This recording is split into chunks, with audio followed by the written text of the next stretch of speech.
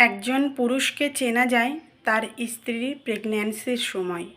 স্ত্রীর গর্ভাবস্থায় যে পুরুষ নিজেকে সংযত রাখতে পারে সেই পুরুষই ধৈর্যশীল, সেই সাথে উত্তম পুরুষ।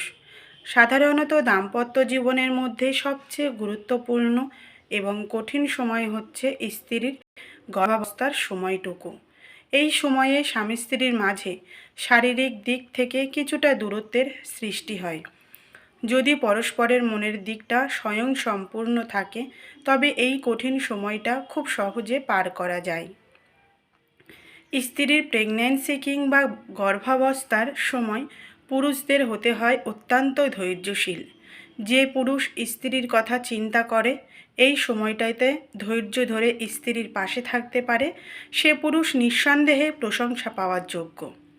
বিগত দিনে যে স্ত্রী আপনার শারীরিক আর মানসিক চাহিদা পূরণ করে আসছে একমাত্র আপনাকে খুশি করতেই সে আপনারই সন্তান গর্ভে ধারণ করে।